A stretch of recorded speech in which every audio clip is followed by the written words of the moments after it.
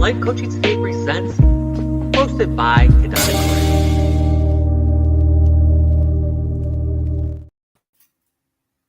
Hey everyone, good morning. Happy June. We've made it to June, people. Gosh, time is flying by.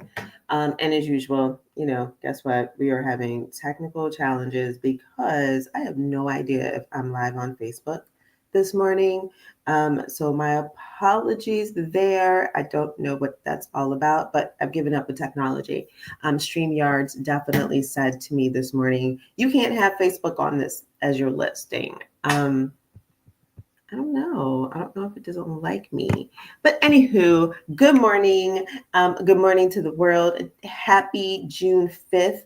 We made it into June. I am Kiddada Asmara Grey, your lovely conflict coach, aka the Conflict Whisperer. So welcome to the Conflict Whisperer podcast on June 5th. I am so delighted to be back on the show today with you all. Today is a little bit of a twist, but before I share that with you all, I just want to say, oh my goodness, let me see if I get the title right. Happy Mental Awareness Month for men. And it's also, what else is it? It's also Pride Month. So happy Pride Month to the other side of our family that we sometimes treat poorly, but they're all fam. So we love you guys. We love you guys. And I want to say that it is so shady that we have retailers that are super quiet about it being Pride Month. And it's interesting, right?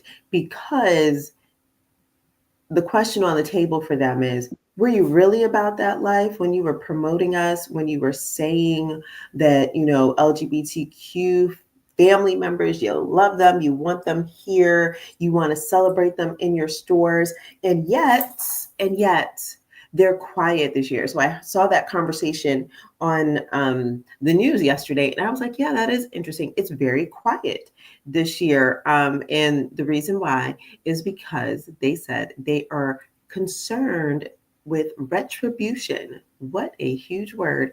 Retribution from the President of the United States. Now, I don't know, maybe it's just me. I'm a little confused because I didn't know that if I was a private company, that guess what? I couldn't do what I wanted to do. So they're fearful of that, which is wild work. So yeah, but I love you over here. We love you over here. And that is what matters. I did mention that it is Men's Mental Health Awareness Month. I think that's the title. That's the title I'm going with. And so here's my little PSA to all the men in the world. Take care of your mental health. It is so important for you to recognize that you are overwhelmed, you are stressed, you have traumas that you need to heal from. And listen, I'm going to give you a little secret and let y'all know, guess what? We women, we love men who are emotionally sound, okay? I don't care what they say about the bad boys. Okay, I'm not gonna lie, we do like the bad boys, but you can be a bad boy with good mental health, okay? That's what we're saying. So don't be afraid to go to a therapist, get yourself a life coach, get somebody in your corner that you can talk to that is skilled for your needs. I think about an article I read the other day. It's probably a couple of weeks ago. And it was talking about men who were stressed. And I always run to the chats, right? Because the chat is where I think that's where we see real people live every day. And this one guy, he said that he goes into the bathroom and he cries. And that broke my heart. Now, mind you, he's married. Yeah, he's married. He's got a wife. It's not new. And he definitely said that he does not does not share with his wife, right? Like that he is upset. And that was disheartening to me. Um, so disheartening to me. But what can we do? What can we do? We just going to keep on encouraging you all to go take care of your mental health. And I can tell you that even just over the last few days, I can tell you that so many people, so many men in the news have snapped. And that's all I'm going to call it. I'm going to call it snapped, and have chosen to harm their families. There's a guy on the run right now who is, they're looking for him because he put his daughters to sleep. That's how I'm going to say it. So to be politically correct, that's not politically correct. I think that is just simply we are trying to not interject words into life that are real. Don't ask me why. I'm still confused by this whole concept. Why we can't say certain words anymore. So it's a wild world. We're here, but yeah, men, go find a coach. Go find a therapist. And like I said, some of you all love us women. You love us because we are the pretty darlings of the world, and we have to put up with you all. Real talk. So can y'all please, like, please, go take care of your mental health, and we'll talk more about that this week. But it's important. It's just so important for you all to take care of yourselves.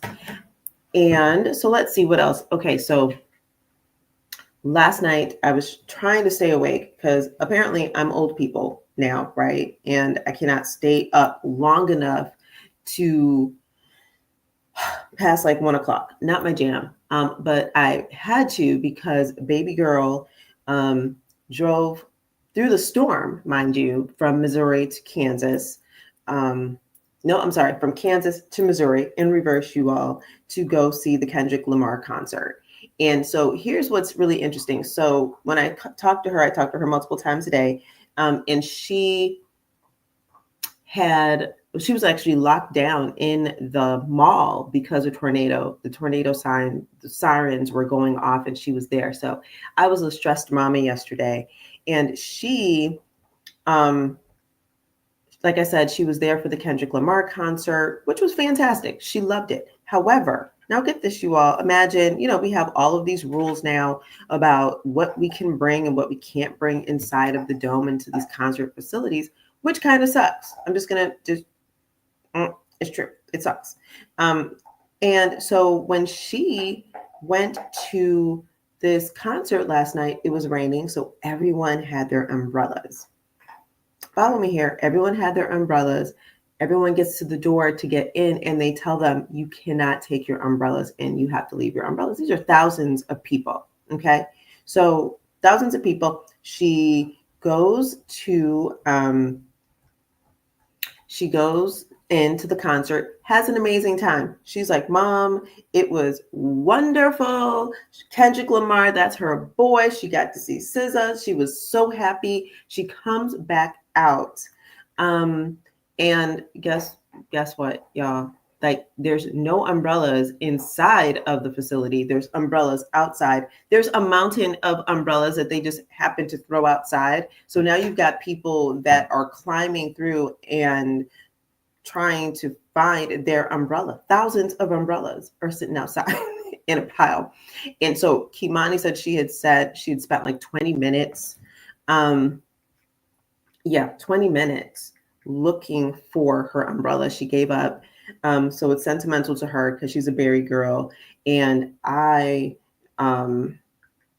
so obviously I need to go find her I need to find her a new Berry umbrella because that's where she graduated undergrad. And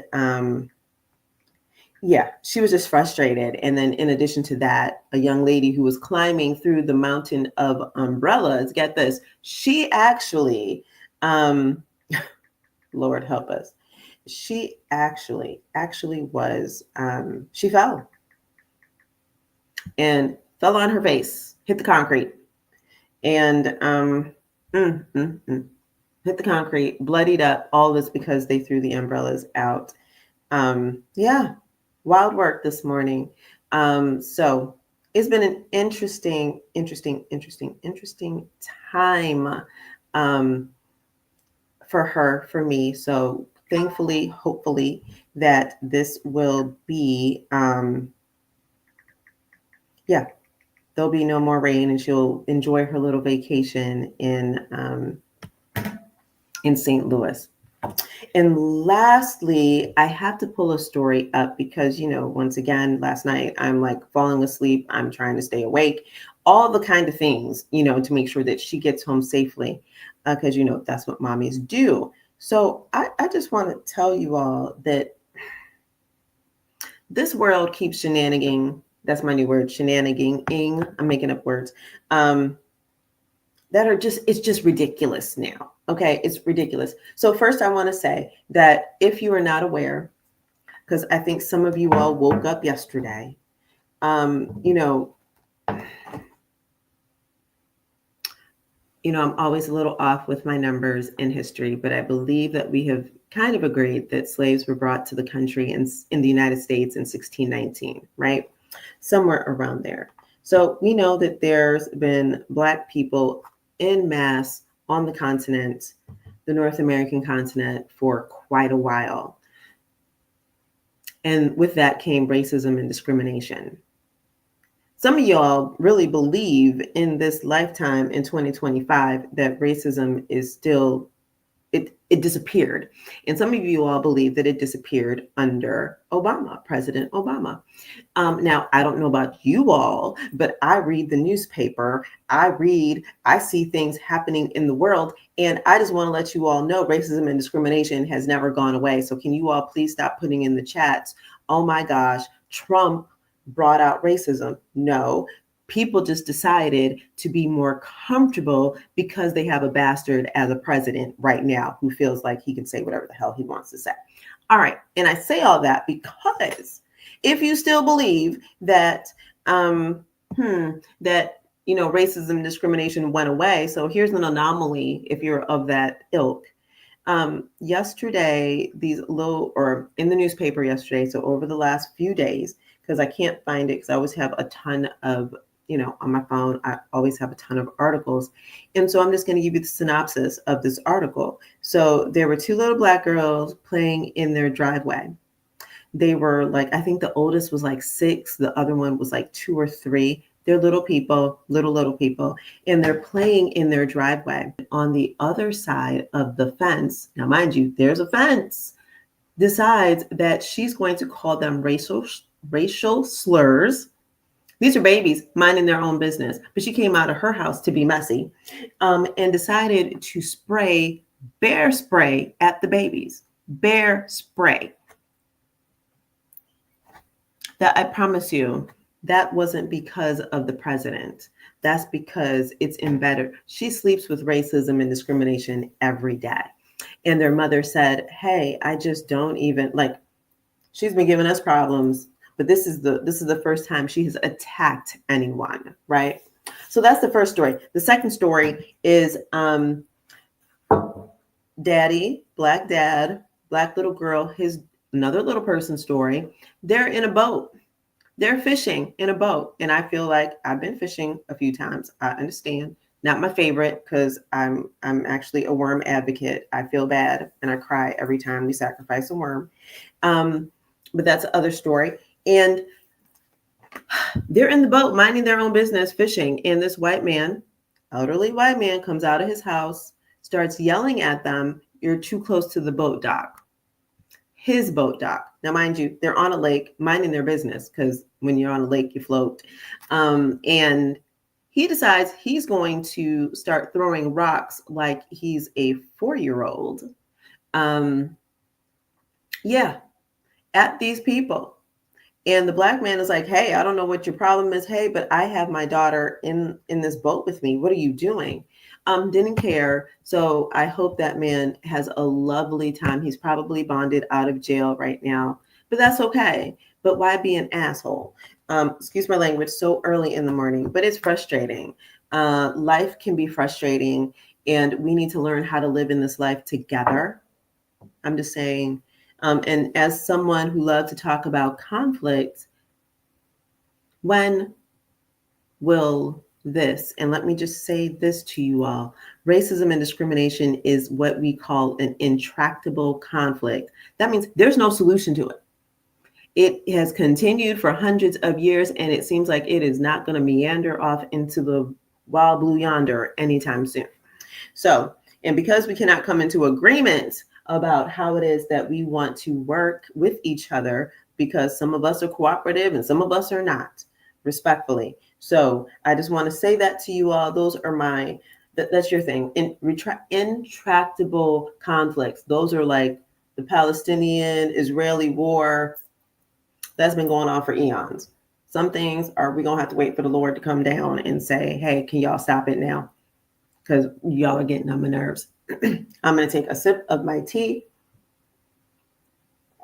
because I need that.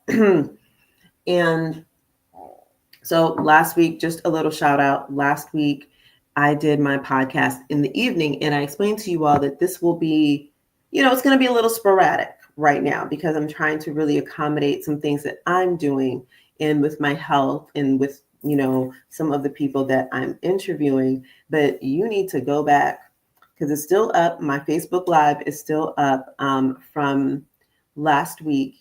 And it was in the evening, and I spoke to George P. Brooks, who I'm just going to say this, he came on to talk about men's mental health and his story and so forth, but he also believes in the manosphere. And that conversation, y'all, was hot and buttered, real hot. It was slippery. We went up and down and around the bend on that. And let me tell you something, it was an hour and 45 minutes long. People are like, "Whoo, Kiddada." And listen, I will chat it up with anybody because I think it's very important to understand other people's points of view. And Lord knows I have the gift of being understanding in grace to understand too that people have arrived in their situation for a reason. And that is another skill you need to have. Listen, I need y'all just to listen to people. You may not agree. But just listen because it's vitally important because people have a voice. We all have voices and we all want to be heard. So another sip of tea this morning. And I don't know if I told y'all that now the doggy, y'all know Miss Zora Neale Hurston Gray, that's her full name, her full government name. We have now started a morning ritual where when I get my tea and she gets her breakfast biscuit. Yes, she does. She gets a biscuit every morning. She will wait for me to get my tea before she eats her biscuit. And it's so cute. I didn't train her to do that, but that's her thing. That's our jam in the morning. So I love her dearly for that. She's just so cute and adorable. Oh, I do want to say this. Politically, can we just talk about, I don't want to talk about it a lot, but I just need to bring it forward so y'all can go, if y'all are like, Kiddada, that's not true. I need you all to go look it up. And I'm only going to bring this up because I'm a Caribbean girl living in America. And to have the president of the United States ban people for coming into this country, 16 countries, I think it was. And one of those countries was Haiti. My Haitian people, my Haitian fam, what in the world is going on here? And then we have listen, we got countries from all around the world that he was just like, y'all just can't come anymore. Haiti. What the Haitians did to America, I don't understand. I don't understand. It's just wild work. So I'm just going to tell you guys, go ahead and start reading, listening to the news, but turn it off after a while. It's better to read the newspaper than to sit there and watch and absorb. So this morning, and if you're joining me, my name is Kiddada Asmara Grey. I'm your conflict coach on the podcast called The Conflict Whisperer on the platform Life Coaching Today, because guess what? I'm a coach. I'm a coach for you. I'm a life coach. I am a conflict coach. All the things. This morning, we are doing something different, and I am in the hot seat this morning. Y'all, no one ever asked me questions, and today I'm going to get interviewed this morning, y'all. Y'all know I wrote a book, and if you didn't, here's my book. It's called Miss Polite's Stained Heart. That's my book, y'all. And this morning I'm getting interviewed and being asked about some of my poems? Why did you write them? Why did you do that? And now let me tell you something. This book has been a book of love for so many years that this is interesting. This conversation is going to be interesting because one of my biggest fears about publishing this book was I was afraid that I would hurt someone's feelings. That I was like, oh my gosh, someone would read this and think I was talking about them. So just think about that. My world is small compared to the millions of people in the world who could read this book. But I was like, I don't want to do that because someone is going to read it and be upset. Imagine that. And listen, we all live in that space at times. We all don't want to use our voice to share something because we are afraid, we're hesitant that someone on the other end is going to be harmed in that way, right, by our words. And so this morning, we're going to talk about this, which is going to make my book publisher so happy because he's like, Kiddada, I need you to talk about your book a lot more. Because other conflict of the morning is that, listen, marketing is not my jam. That is the newest skill I have to obtain. And honestly, when I wrote this and when I decided to publish, I personally never thought of doing anything more than publishing, getting a cute book, and sending it to my mother. Woohoo! That was it. That was the goal.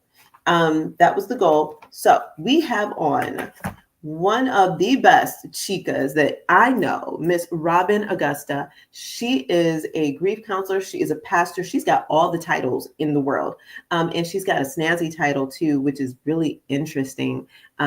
She's also a death doula. I don't want to say that aloud. I'm going to say it into my microphone. She's a death doula. And so just in case you guys are a little creepy out, like, what is that? Listen, it's fascinating to me. But we're not going to talk about that today. We're going to schedule that for another day. But she is here this morning to interview moi. That's why I look cute. And I forgot to say, hair. I got my hair done for you all yesterday. So I hope you're like, oh, she is so cute today. So I am going to bring Miss Robin Augusta onto the stage and we're going to welcome her here. Hey, Robin, good morning. Good morning. You do it early, I have to tell you. I haven't even gotten to the bottom of my first cup of coffee. You see here, girl, listen, this morning was a journey because it's been a long time because that I've gotten up this early. The last time I got up this early, it was for a flight. Okay, that was with intention. Right. And it was like 6:35 and I was amazed that I was able to shower, get dressed, and do all the things in this time frame. But welcome to the Conflict Whisperer Show. How are you this morning? Thank you. Well, besides, just waking up, I'm really excited to talk to you. I have to say, when I got this book, Woo. I had no idea what it was about. Let me give a little backstory if I could. Yes, so please. We have a common friend and we were having breakfast and she was talking about her life and this and that. And your name came up and she said, you know what? She calls me Rabbit. She said, Rabbit, you need to interview that woman. And I said, really? She said, oh, I think you could be kindred souls. I don't really know, but get her book and contact her. And then she introduced us. I got your book. I read it. We couldn't be, we look different. So we walk the world in a different way. That's right. But don't ever be afraid to put this out into the world and let the world see it. Because if it rubs people certain ways, it's supposed to be, right? Right. That's the grit and the grace that creates the pearls of wisdom. So thank you so much for that. So I got your book and I started to read, and I can't read a book without a pen. So I do liner notes. So as I'm reading your book, I'm starting to, I'm starting to write in it. I'm writing all over pages. And I was like, oh, I can't wait to ask some questions. So. Oh my goodness, y'all. This is going to be interesting. Interesting, right? Interesting. Okay. So what I'm going to do is, right, I'm going to turn this program over to Robin Augusta. Thank you. I am going to sit here in awe and like, huh? What do you mean? Huh? Because sometimes I've got people on the show that are like, what are you talking about? Like, I don't, I'm going to bite my lip and make sure that I don't say anything crazy, right? So I'm just going to be here. You get to ask all the questions. Robin gets to ask all the questions, all the things about Miss Polite Stained Heart. And listen, I am Miss Polite. And I'm sure she's going to ask me about the title. Of course I am. She's going to be nosy. So, Miss Robin, and before you ask questions, I've got two things. First of all, I want that butterfly thing behind you. Well, that's not a real butterfly. They're wings. Oh, that is so pretty. And as you had mentioned, we'll just divert for a moment. I know we're going to unpack this future talk, but I work in end of life. Yeah. And so I have, people, there's a metaphor of they earn their wings. Yes. And so I personally haven't earned my wings. I don't, at some point maybe I did, and I'm reincarnated now, but in this life, I haven't earned my wings, but I have sat next to at least 100 people as they were in the process of earning and growing their wings. So that is wings, attributed, as a reminder to me on a daily basis of the journey. All right. So that's the first thing. So those wings are beautiful. The second thing, as the host, I need you now to introduce yourself, because over here on the Conflict Whisperer, I like people to tell their own stories because there's power in that. And so clearly. I am going to hush and just be a good guest. I'm going to pretend to see what that looks like. All right, go ahead. It is all you. Well, my interviewing, first of all, I'll say my interviewing is usually one-on-one, intimate, or in small groups that are processing grief or trauma.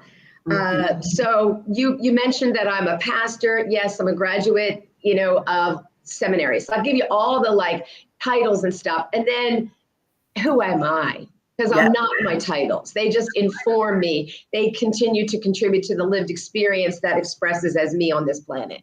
So it's funny, I started out as a business owner, and then I got the little taste for yoga, and that was 30 years ago. So I've been on my yoga mat 30 years. I've been meditating. My ass has been on a cushion for 30 years. So I have been so excited equally about the external world and the internal environment, my inner state and the external experience. So that is what fascinates me. I think I said on my introduction, I'm an intimacy junkie. I love to know what makes humans tick. Humans fascinate me, and I ask questions and I snuggle up next to them, and well, that could be a little bit mistaken, but I'm fascinated how people's journeys inform how they express themselves. 8 billion people on the planet, 8 billion experiences of expression. There's no one, in my mind, there's no one right or wrong. I mean, there's definitely mean and cruel and not mean and cruel, as you were expressing earlier about, for Christ's sakes, bear spray? Yeah, I know. I mean, really? Yeah, that's cruelty. There's nothing more than that, than pure cruelty on children. But anyway, let's get back to the other thing. So I have to say this very quickly. So you guys, I had to go live on my phone because Facebook is acting up on StreamYard. So you guys, if you join me on Facebook this morning, I am being interviewed by the Miss Robin Augusta, who is interviewing me about my book, Miss Polite Stained Heart. And if you have not bought the book, you're slow and you're getting on my nerves. But you need to get this book. And she's going to ask me about this book. Why I did what I did. Why did I use the word that I did? Whatever, right? She's going to test my book knowledge, because I'm one of those people, when I finish it, it goes away. And so sometimes people ask me about the text and I'm like, I don't know what you're talking about. What's that poem? I don't know. So so good morning. And so you will hear Robin ask me questions. And so good morning. If you guys join me, good morning. If you want to ask me anything about writing, the writing processes, publishing, why have I been tired so much lately? I don't know, but good morning. Welcome. Just let me know you guys are around. Tell me that my hair is pretty, because I'm one of those girls, because I was looking raggedy for a couple weeks, y'all bared with me. So that's why I didn't come outside, but it's all good. So Miss Robin, I'm going to hush and be a really good guest and pretend like I don't know what's going on. Okay. And so Miss Robin Augusta is in charge, you all. She's in charge this morning. So you had asked me to introduce myself. I'll just rapidly say. So I'm an ordained Christian minister. I went to seminary, have a master's of divinity. I specialized in pastoral care. So I worked as a hospice chaplain. I had my own congregation at one point. And then I kind of, my career evolves because I get bored. So after so many years as a hospice chaplain, then I started going into the grief. And as I said, I had a background in yoga and meditation, and also was always fascinated about the embodiment, how we take our experiences and we embody them, like literally. There's a fascinating book. It's popular. It's been out there now for a long time. The body keeps the score, and the body does keep the score. And so I'm a somatic coach. So I've been running the realm for the last, 20 some years in this world. As I said, started teaching yoga 30 years ago. And at this point, I work as a traumatic grief counselor. I've worked most recently with a population of parents that have lost their children. And so I've been in the trenches, the emotional trenches with people. I also have run women's groups. I ran a women's ministry in Florida during the summer of COVID and George Floyd's summer. And that ministry was primarily women of color. And there I was, not too melanin. And just putting myself into these beautiful experiences so I can be infused and informed by humans. So I arrived to you today filled with an open heart and a lot of curiosity. So shall we get started now? Because this is really about you. All right. So are you, the first question is, Miss Talk Show host, Miss Podcast host, are you ready to be interviewed?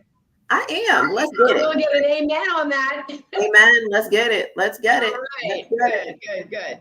So I found a lot in your book that I resonated with, and the book runs the gamut, Some of those things I could feel from a perspective of my own experience. Other things, they just evoked outrage in me because I can't really feel them from my own experience walking this world. So, I've been touched by it though. So I'd like to start with the idea of, you said that you wanted to just put this out there, give it to your mama, and walk away. And that is not really what ever happens to something that's profound. Something profound keeps on going, gets a life of its own. So before let's just start there and then we'll go backtrack to Miss Polite. Okay. But Miss Polite could be wrapped up into this question. So the first question I want to open up is, how is it for you? First, tell me who Miss Polite is. And as we evolve through the next hour, we'll learn who Miss Polite is from many different angles, because it's, she's like a prism, right? We'll hold her up to the light and she'll reflect many ways. So we'll learn that. The first question is, how is Miss Polite handling the reception and being in a bigger, broader spectrum of stage? How's that feel for you in your body and in your soul? So this book is a very interesting kind of feeling, because I just wanted to write and get it out and get it published, right? This book has taken a life of its own. And I call it the little book that could, because I had no expectations, right? Like, I really started out my career way back in college when I was at Colgate University. I wanted to write. I wanted to be a writer. I was the person that I was like the editor of the Colgate Maroon News, which was the newspaper for the Alana people, African American, Latino, Asian, Native American, that crew, right? And I wanted to write. And I actually ended up working in the IT office as well, right? So that led me into a different path. I had two pathways, and I loved helping people and assisting in IT. So didn't really know I had that skill, but it came naturally. So it was an interesting pathway, right? Because at senior year, we're interviewing for jobs. And it was like, what am I going to do? So I interviewed with an IT company. I interviewed with a company in France called Alcatel, in French. That was when my French was really good, y'all. And I interviewed with a magazine in New York City. I received two main offers, and one was with the magazine, and they offered me $18,000 in 1997 to live in New York City, and the other one was with the IT company, and $38,000 at the moment. I was a millionaire in 1997 because there was no way, because I just knew I was going to be the girl in New York City. So I'm a city girl. I'm a New York girl, right? And so I put all of that away. So because I was like, I'm going into the IT world, and I ended up writing for 16 years or so, 16 years on and off, to discuss what is going on in my life, the things that I was seeing in the world. And Miss Polite took on its own life, meaning that it's just been something that was supposed to be out in the world, wasn't my expectation. And when I say this, I think that a lot of us write and say we're putting it out in the world. That's it. And that was my profound statement. You get to see it. You get to, if you read it, because there's thousands of books out there, thousands of books. I was never expecting that after I published this book, a book publishing company came to me and was like, hey, we want to take you to London. We want to take this book to London. And I was off to the book fair. Had no idea. So this is a slow crawl for me. And when I say that, I mean that the little engine that could, it's starting to rev up. It's slow going. And part of that slow going is because Sister Girl over here gets sick when she does too much. And I can't function. So, I have started to embrace the word author. I've started to embrace the title writer, because if you don't embrace it, you're just kind of floating in the wind. You don't really know. So I'm embracing that language to say that is who I am. And so now I'm calling 2025 my creative year, because I'm living in this creative writing space where I feel now most comfortable, which is so interesting. I feel so spectacular. My body loves this. My mind loves the opportunity to sit and write and put things on paper. And so Miss Polite Stained Heart is the genesis of all kinds of things, because of this poetic novel. And good morning, George. I see you. This actually it takes me from my own maturity, my own healing space of my own life. So it talks about my journey to return to myself from. Okay, let me just poke in here. So Miss Polite and your journey to yourself, that is a question that I have. A specific one was, so is Miss Polite, is this something that, maybe your family called you as a nickname? Is this something that you self-identified with? Or was it a mask that you wore? And are you still wearing it? Are you still polite, or are you less polite? Like, what's happening? What's happening with that title? Like, how did you come up with that name? So the title is really interesting, right? Because I'm just going to say this, God gave it to me. Because I think I'm not known for being vulgar. I'm not known for being crass. I have moments where I flare up in my speech, because working as a political consultant, right? I am living a very different life. I'm Olivia Poping over here as I'm out with my clients, and I stand in the background, right? So a lot of my thoughts I keep to myself, and have kept to myself.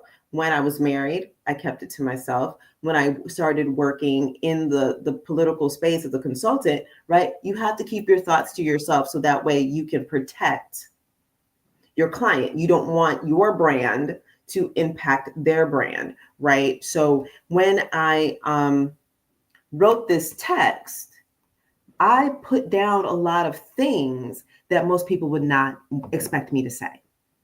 Right. And So that's where Miss Polite came from.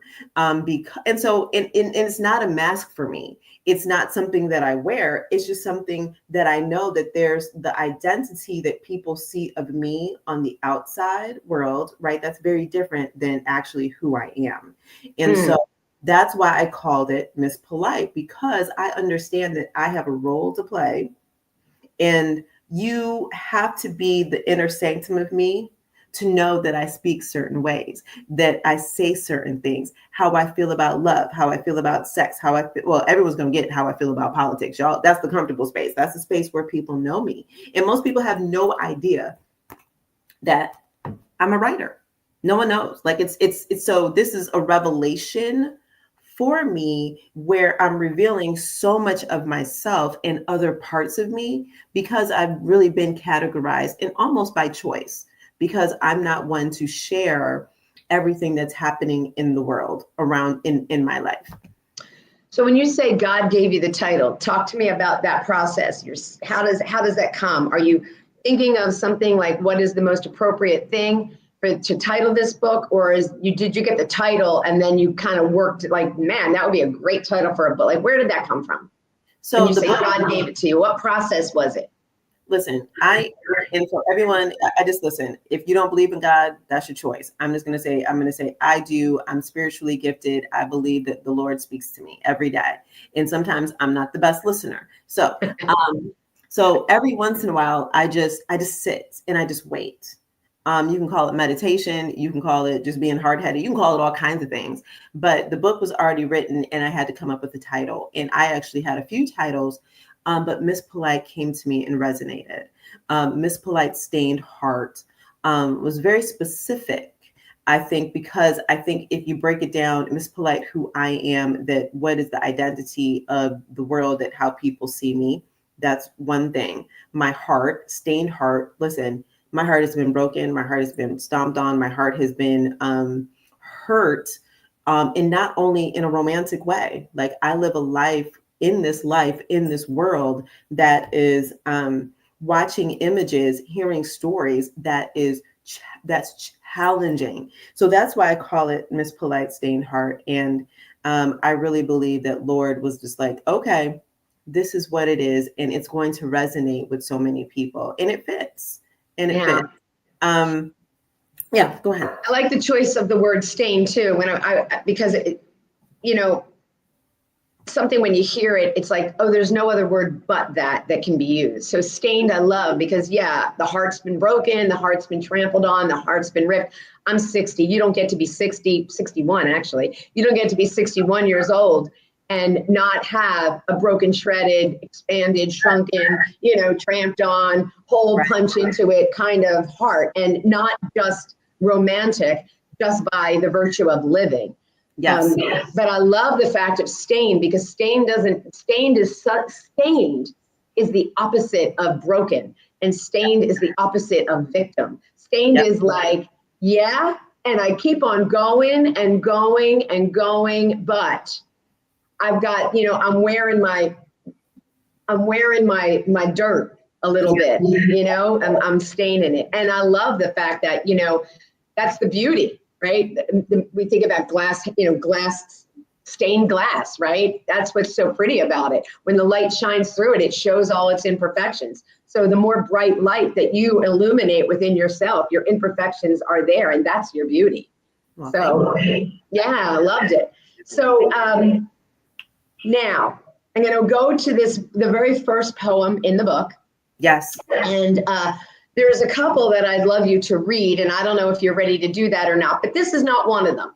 I love this one, but, great imagery, absolutely great imagery. Yes. And so I'd like you now to close your eyes.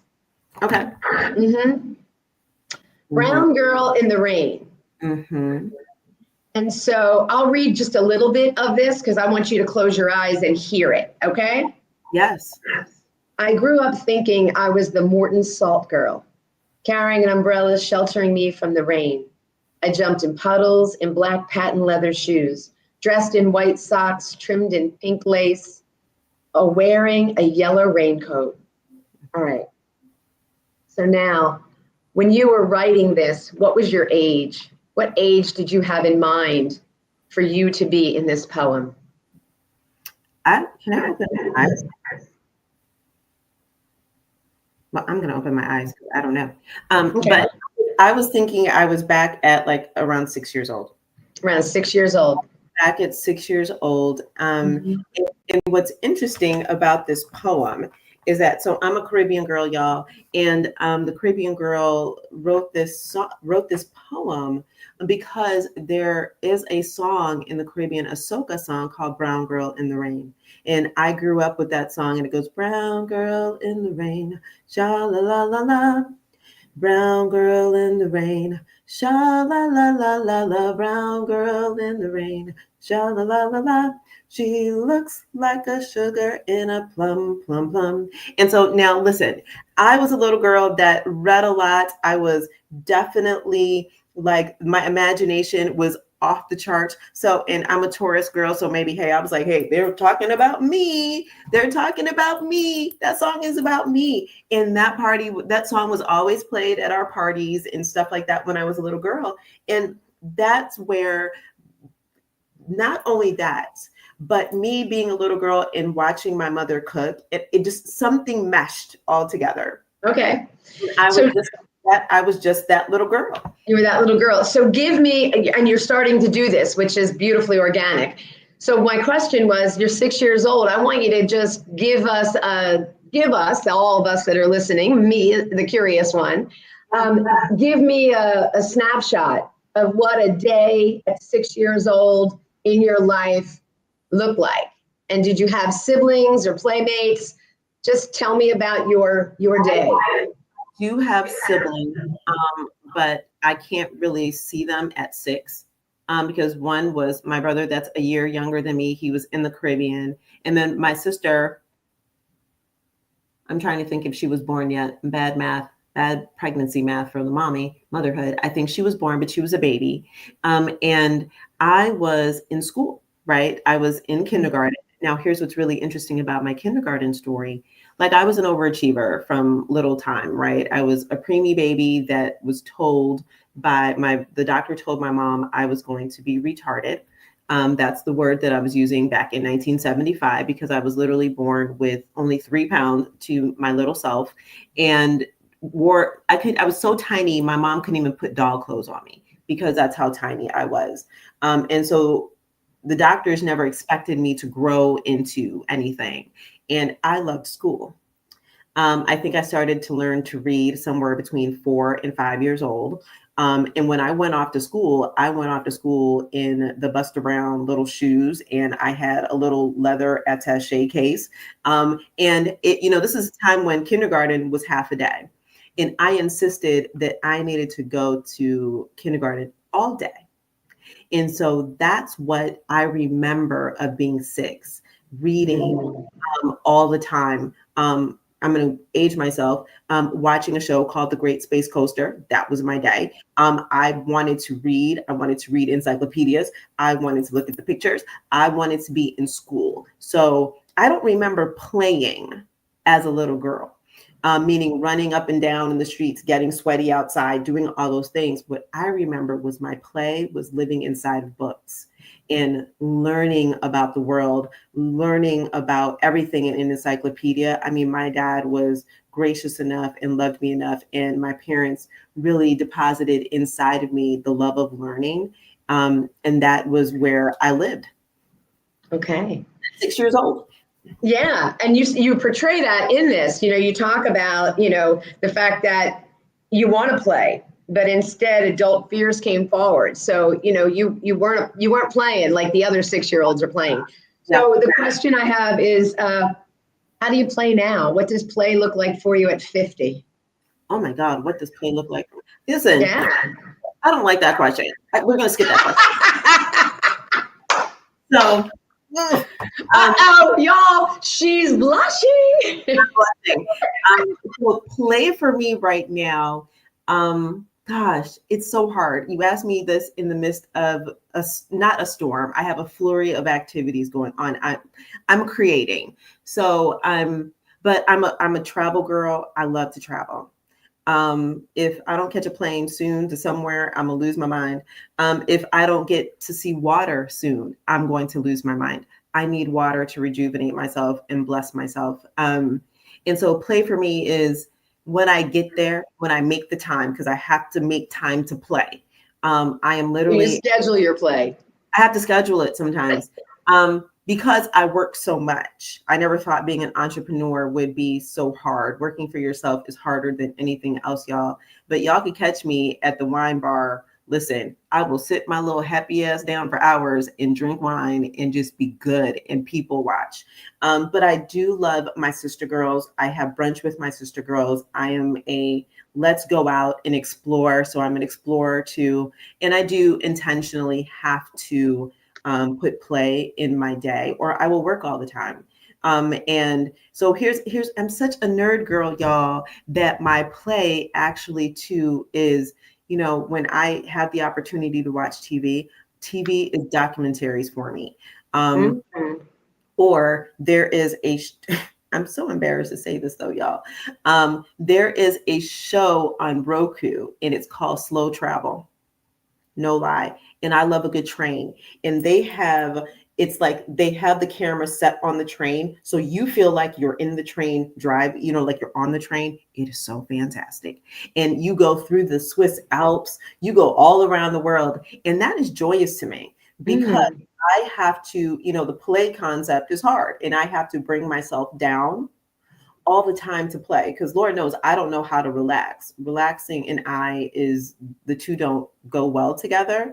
So that's how I like to play. I like to get dressed up. I like to go out. I'm a curious spirit. And so I like to go out and do different things. I'm so embarrassed by that. I don't know. Well, I got one more that might everyone watch her face because I don't know, you may blush, maybe not. It says, I see her, the little black girl holding her umbrella, wearing patent leather shoes, muddied and dirty. I'm jealous, continually trying to stay clean. So how do you get dirty now? Have you allowed yourself to get dirty? Do I allow myself? No. No, I don't like dirt. I don't like, because that means bugs are with them. Like that's just gross. No. No. Okay. Like, rain is one thing, but so why would you be jealous of someone that's playing and getting dirty? It's because the freedom of play. Right. And in our adulthood, right, we put all of the restrictions back on us that we no longer get to play like children. We always say we have to have all of these rules that we live by. We've got to present ourselves to the world in a way. And listen, I think that especially for women, I think it's vitally important for us to learn how to play again. And let me say this. I will say this because our dear friend Max, she calls me a Renaissance chica, right? Because like I do embroidery. No one would think that. I have to do embroidery because I love it and it brings me down, right? I went back to learn how to play the cello. Now, granted, I've taken a break from the cello. The cello has hurt my feelings. I already play 6 instruments, but the cello has broken my heart. It's kicking my butt. And I was like, I need a break. So I'm going back to it, but that's play for me. It is always kicking off those intellectual synapses so that they're firing. And I'm going, oh my gosh, what a new thing. Oh my gosh, I'm so excited. So I'm trying to get rid of the word try, right? So, but I work really hard to dismantle some of those boundaries that I have accepted from the world and put myself in. So that way I can have the freedom to live the way that I want to live my life. And I think that comes with age, because everyone always talks about, listen, 40 was a whole mood. Okay, 40, the 10 years of 40 was a whole mood. And then 50, the 0 fucks I give is just what it is at the moment. Well, I resonated with that because as a child, I did not know how to play. And I don't know, now I may be dating myself even more, but do you remember there was a play And actually saw it in London for the first time, and then I only saw the movie afterwards with Rick Moranis. It was called Little Shop of Horrors. Do you remember that? Yeah. Okay, remember the plant? I can't remember what the name was. The Venus flytrap. Seymour was the guy who was working in the lab, because the plant would say, "Feed me, Seymour. Feed me, Seymour," and the plant needed blood, right? So in some metaphorical universe that I exist in, everything's a metaphor for me. I was like, my brain is like that Venus flytrap, and it needs to be fed. It needs to be fed. So I'm hearing you talk about the synapses got to go, and that's play for you. You like to play in the realm of intellectual stimulation. Yep. Yeah. Beautiful. If I'm not learning, I don't even understand how people live this life without learning. I don't understand, because I don't understand when people are like, I'm bored. What are you talking about? Like, go fold your laundry. I don't know. Right. Like, look outside and, connect with a tree. What do you mean you're bored, right? Bored. I'm so confused by that. I wish I could. I'm here with you on that one. So thank you for talking about that. Now we're going to go to another one that we're going to dip down and then come up a little bit. So the poem that I personally resonated with, Yes. Well, there was actually two.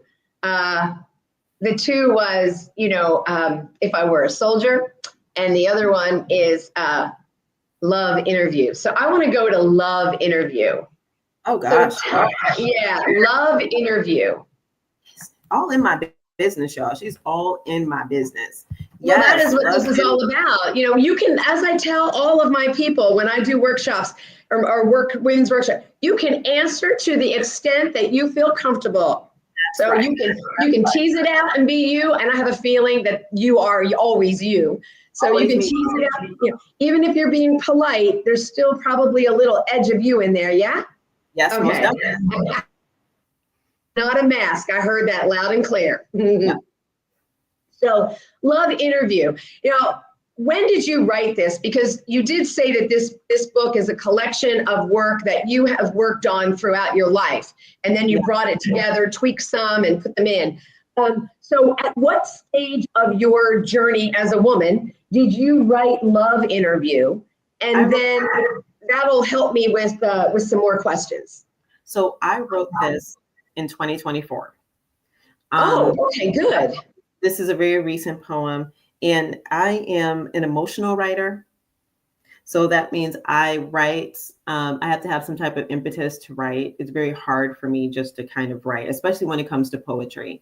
And I got ticked off in the midst of a relationship. I was after a fight, and this is what came to me, because I was trying to define, like, what is going on in this relationship? What are we doing here? What do you want of me? Right? Asking my male counterpart, what do you want from me? And that is how Love Interview came about.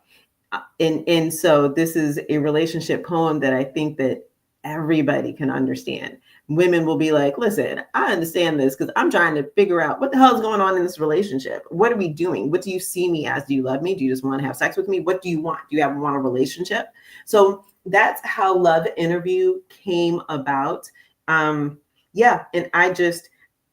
I think in relationships, of course, men and women have different versions of it, right? We all step into relationships differently. And for women in general, I think that women have learned and been taught to romanticize love and relationships. We've this Disney World version of the prince coming to save us and so forth, and all that all the shenanigans of love. But we confuse and conflate a lot of actions that happen inside of our relationships, right? We don't want to see what's actually in front of us. And this poem, I think, reflects that in the space of what are we doing? And really ask the question, what are we doing in this relationship? I'm in it at 100%. And I'm sure a lot of you will understand this, that you give 100% and the other person's giving 20, 30, or even 0. And so that's where Love Interview came from. Yeah. So are you partnered in any way now? Okay. See, now you're getting in my business. Maybe. Okay. Maybe. All right, Miss Maybe. Maybe. Sounds like you're being polite. I'm being very polite. Maybe. Then because you wrote this love interview and because you do work at times as a relationship coach, because you're always coaching people, and relationships are the bane of everything. I work as a grief counselor, and people will come to me and they're having loss and grief, and we're talking about this and that, and it doesn't matter across the board. Every single session hits on the relationship of romance, the relationship of expression, even more so than parents. People want to talk about their relationship. It is like the food that is fodder for our existence, as not just women, because I get men in there too. So it is, and it's not just heteros. It's everybody wants to talk about their relationship. All humans want to talk about the way they relate with others. Oh, Lord, we all need to. Yeah, 2 questions. Yes. That you think would be the top 2 most important interview questions that somebody would ask their potential partner. What do you think the top 2 questions would be? That's a hard one. I know. That's good. Okay. The first one, where is this going? And I want to say in parentheses, please don't ask anybody that question. Don't. If you have to ask, it's not going anywhere. So there's lots of ways to ask the question. So let's be creative. So the idea is here. We're sitting there, we're looking, we're talking, we're FaceTiming, we're texting, whatever. Where's this going is the question that's ruminating in us. We need answered. Yeah. How do you question it? How do you, as a woman who has an incredible vocabulary, and you're a walking thesaurus, how would you ask that question that wouldn't be, where's this going? So that's a challenge. I don't think that we should ask the question. I don't think women should ask that question at all. But it does come up. And listen, everybody wants to know the pathway that they're on in a relationship, right? In an intimate relationship. Let me be clear.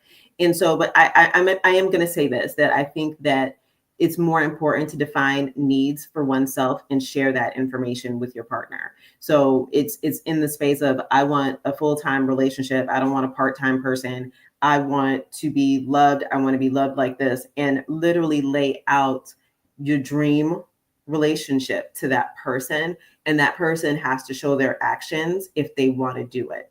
The reason why I say don't ask the question, because it's already landing in a space of nothingness. That means you're asking because someone hasn't given to you what the plan is. And my big brother Luther says, if you're going to be with a man, he has to have a plan. And if he's not telling you the plan, then there's no relationship. Then you're not in it. You're not. If he's not telling you the plan, you're not invited into it. You're not invited in, right? And you're just a bystander trying to hope about that you will be able to insert yourself, like you're the square trying to get in the round hole. It doesn't work. And so to answer your second question, though, I do think that the second question is, do you love me? I think that is the other question that when we are partnered up, people really want to know, do you love me? Because we all want to be loved. We all want to be respected. We all want to feel like I am bringing joy to someone else's life. That your heart, my partner's heart flutters the way mine does. And so I think that's like the second important question that people tend to ask. And I think there's an appropriateness and there's a time frame for all of that. If people tend to rush that, they want to rush it like on day 2. Yeah. We've spoken 12 times. So now do you love me? Are we getting married? So, it's a pathway that I think that people need to learn, like, slow down. It's okay to slow down. It's okay to date other people, date multiple people, unless you decide. And when you decide to be, partnered up with one, but it's important to share your dream relationship with the other person so they understand. And if they, here's a coaching moment, y'all. And if they don't agree, let those people go. Y'all, there's billions of people in the world. Let that person go. I know it's hard because I've been there. But you just got to go find, there's a lot of other men in this world. Listen, go on TikTok. I don't even know how y'all on some of these dating websites, because I would be fearful of crazy people. But I watch a lot of, I grew up on Lifetime, y'all. So I grew Lifetime television for women. So this person in your life that is a maybe. A maybe. Uh-huh. What was the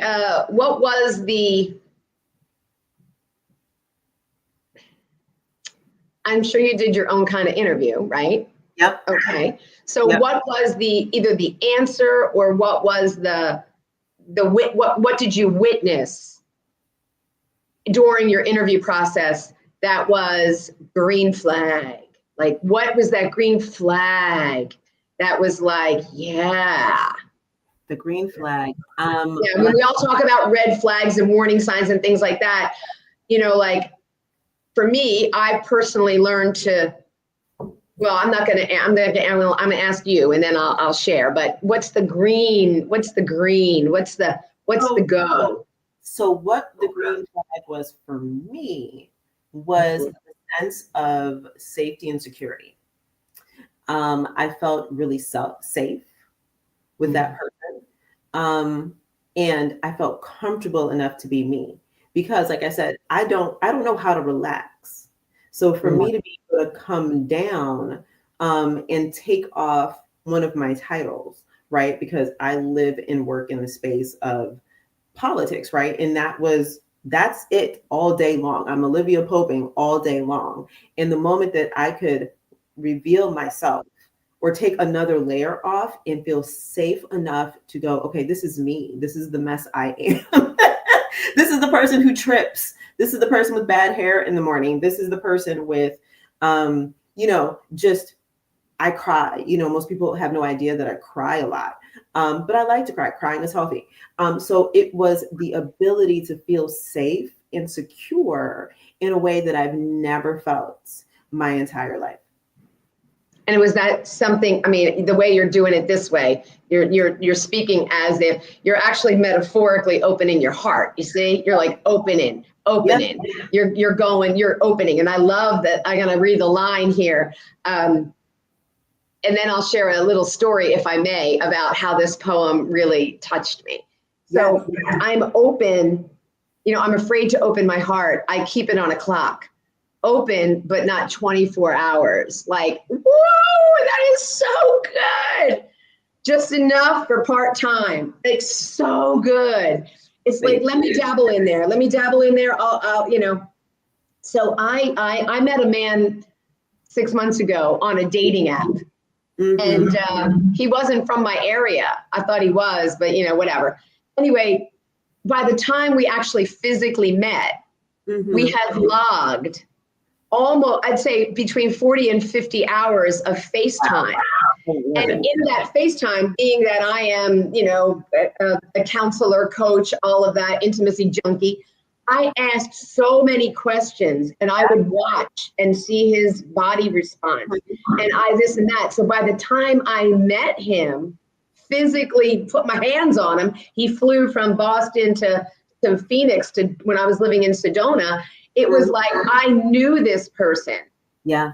And I was willing to open, but not all the way. And it was a part-time thing until finally, now I live on the East Coast and we spent weeks together, at a chunk of a time. And now I'm able to relax. And you're right. It's a neurology. It's not an intellectual. It's a neurological, like, how does my body feel? One of my greatest learnings of all is women will always tell me, and I used to do it too. I have this feeling, this gut feeling when I'm around them, I have butterflies and my belly feels all junky. And what I learned when I was going to be a somatic trainer was that is a trauma response.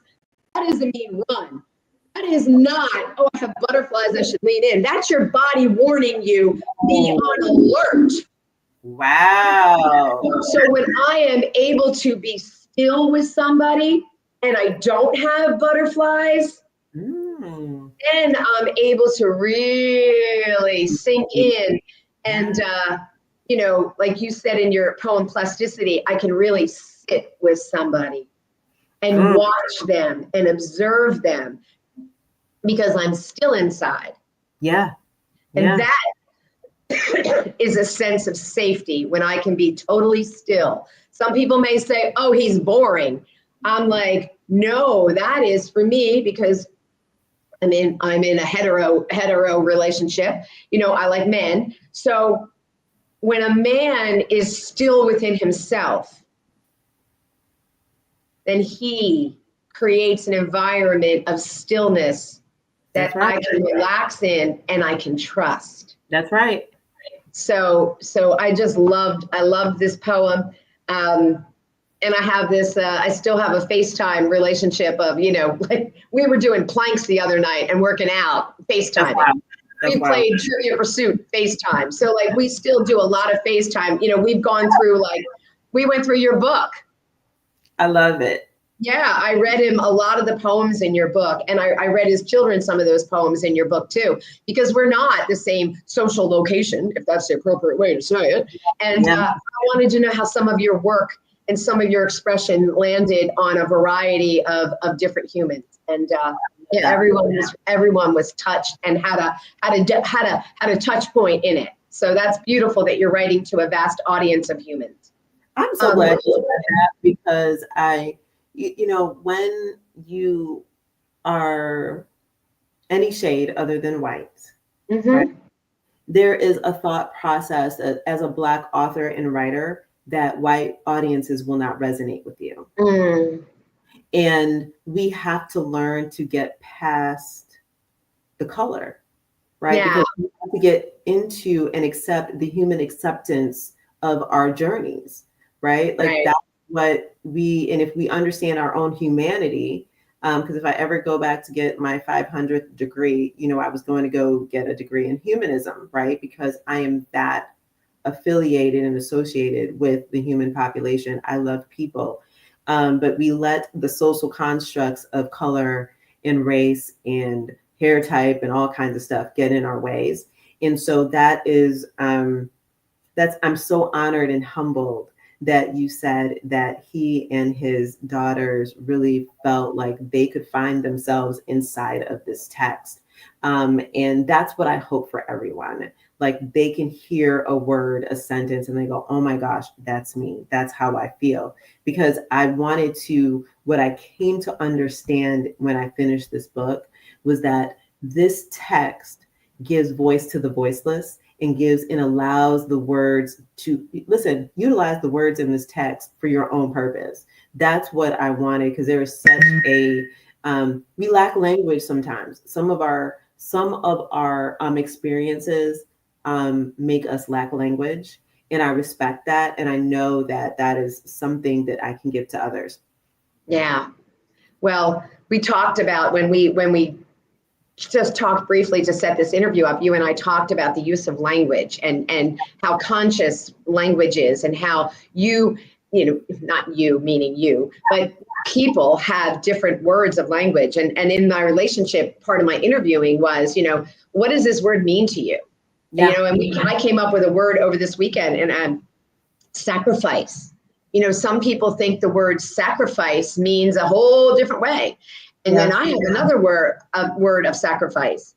And so the use of language, and then talking about, you know, the etymology for us, where do we learn that word? How do we feel that word? Where does that word come into play in our lived experience? It could be a very different word.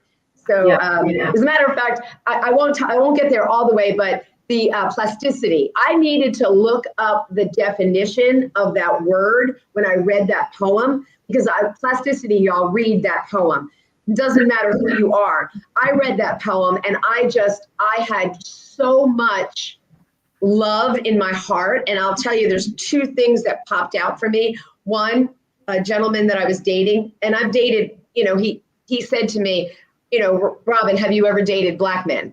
Before? And I said, you know, very flippantly, and being honest, we're all transparent. I said very flippantly, yes, I date all men, da da da da da da. And I rated and I said, but I've only married white men and, old white men, they aged in place. And I love it. I absolutely love it. I'm done this morning. Anyway, I said to him when we, after we got into a couple different, couple dates down the road, I said to him, why did you ask me that specific question? Yeah. And then he said, because there's a lot that goes, and we were together enough that he was starting to trust me. And he said, because there's a lot that goes into dating a Black man as a white woman. And I don't want to be an experiment.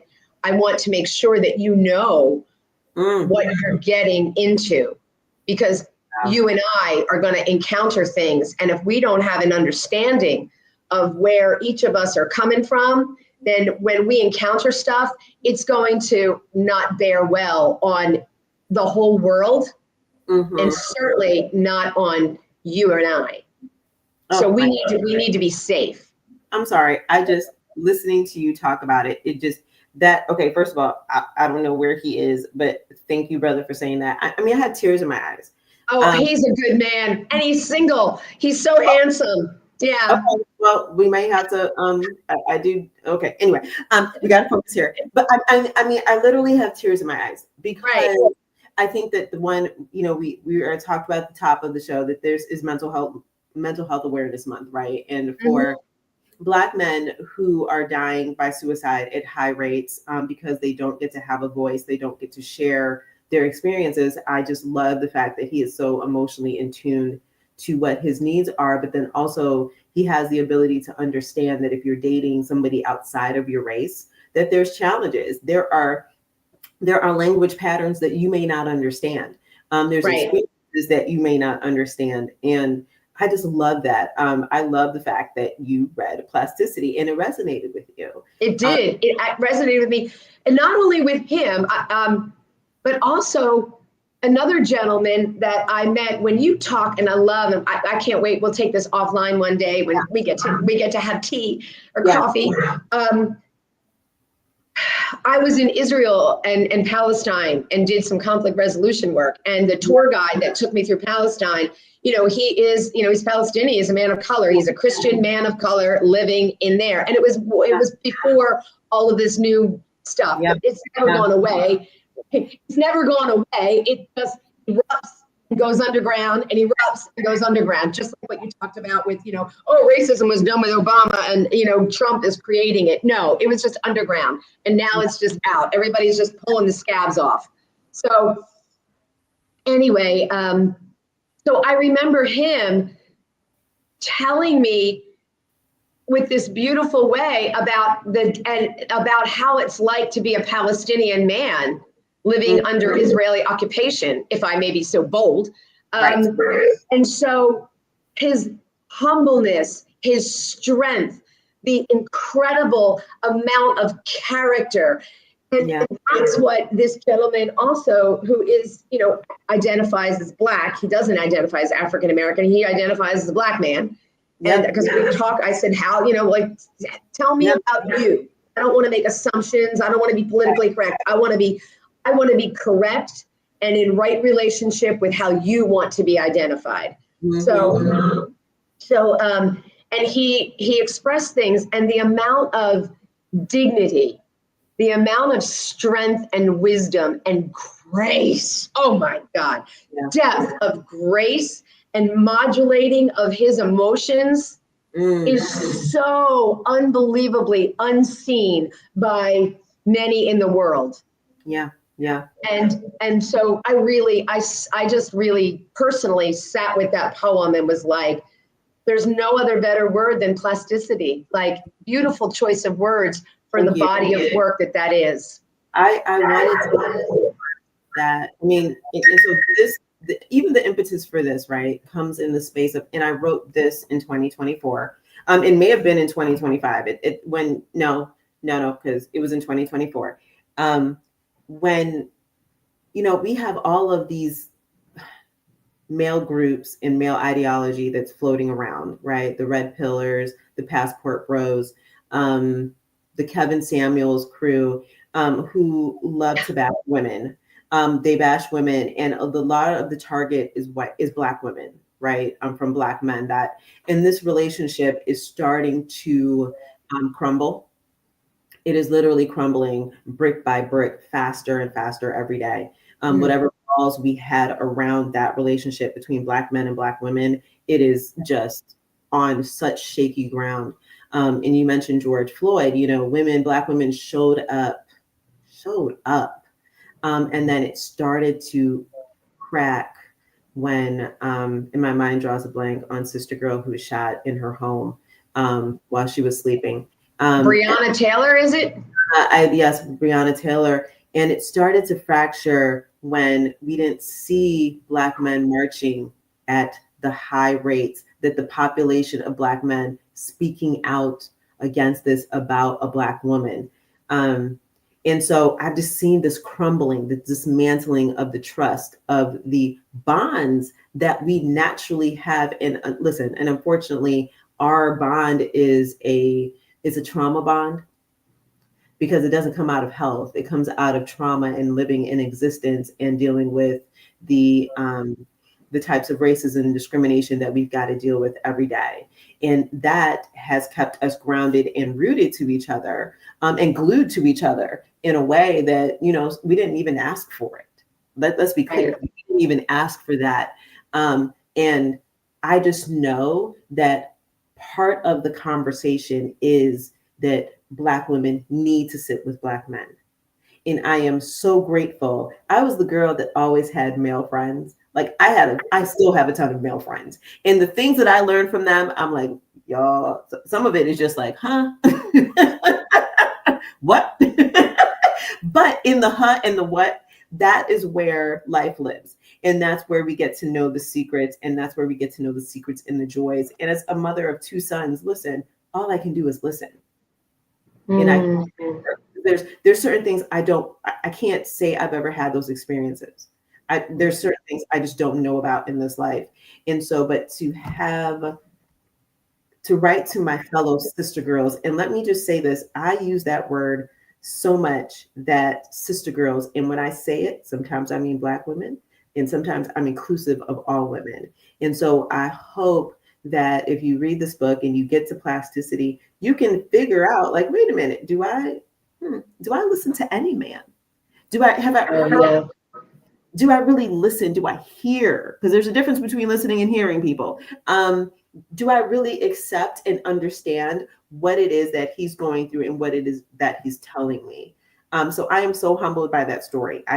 That makes me want to cry, that you read this particular body of work and said it resonated with you and you understood. So yeah, I'm so humbled by that. Cool. Oh, you were talking about your puppy? Somebody is wanting attention over here. Here, let's go, Mr. Sunny. Ladies and gentlemen, Sunny's in the house. Yay, look at that. He says it's early and I didn't get my morning walk yet. That's but right. Anyway, let's go to, Sunny down.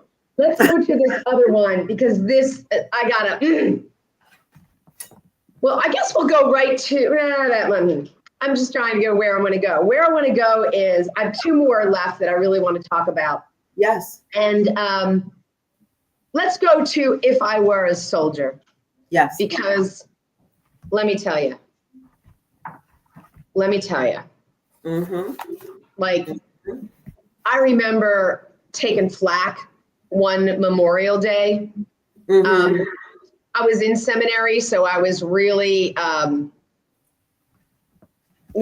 was in my white woke stage. Yeah. Yep. Okay.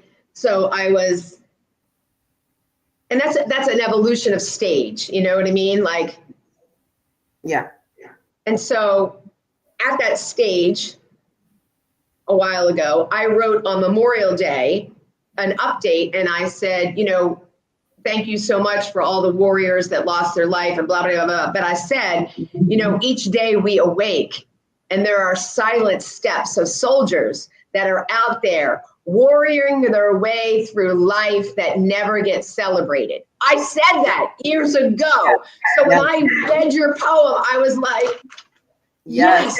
But I got a lot of flack because I was infringing on something that was, American. So I got a lot of flack on that. I don't think I would choose to do that today because it would not be met. But your poem was so fantastic. I don't know whether it might be too much to ask for you to read it, but people that are watching, you got to read that poem. That poem is really powerful. You tell me. I can read it. Yeah? Yeah. Okay, because then I have some follow-up obvious questions for that. All right. So go ahead and it's a vulnerable one, and I'm not doing that for effect. I just it's your voice, and I want to hear you read it. All right, y'all. This will be the second time I've ever read this poem. And I'll tell you the first place I did that later. So, if I were a soldier, my PTSD would be acceptable. 1 minute, 10 minutes, 2 years, 26 years. A flashback, a glance, a thunderstorm. But I am not engaged in war. Hidden deep in the trenches, cried as the blows came, pummeling from above. But I am not a soldier. No band of brothers to encourage and salute me, wave flags in memoriam in May for my mindful, dutiful service. My deaths are not honored. Marching bands don't high step down crowded streets lined with proud Americans. I hide my wounds. I'm quiet and rebuild. I celebrate my navigational skills through terrorized spaces. In my head, I heal slowly, courageously, without my own holiday. I am a victim, abused, a survivor. Thank you. Thank you. That poem, if you didn't catch it, y'all, this is about domestic violence. And this is, I grew up in a home where domestic violence was a reality. I know many women that deal with domestic violence have dealt with domestic violence. And I joke about growing up and watching Lifetime. And back in the day, Lifetime revealed so much stories about women's domestic violence, harm, and challenges. And not only did I understand because I saw it, but watching everyone's stories gave me an understanding of what the survival skills are necessary to survive if you survive, because a lot of women get killed in this space. And knowing how the world reacts to domestic violence victims. And it's not wonderful. It's not nice. It's not encouraging. And I don't remember when I wrote this. I just know that it came to me, it arrived to me to go that we're just like soldiers. Survivors are like soldiers. They are. And this poem has allowed me to go speak at a conference. I Know Why She Stayed conference in Massachusetts last month or a couple months ago in April. And I read this poem because I met some lovely ladies when I was in London at the book fair.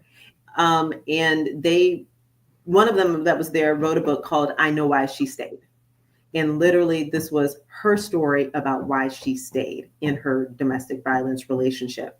And when she saw this, she was like, oh my gosh, Kiddada, you have got to come to this conference. So writing about domestic violence is not pretty.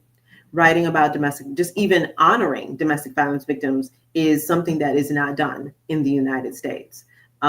We love a good soldier because they've served, but guess what? When we have women and men who survive these types of relationships, and it's hard, whether it's financial abuse, whether it's physical abuse, whether it's verbal abuse. Oh, Suzanne, I'm sorry. I will work on that, love. this is a hard topic. It is a very, very hard topic. And I joined an organization called Authors Against Abuse because I'm an author now, and I love it. And I will work really hard to uplift this this work.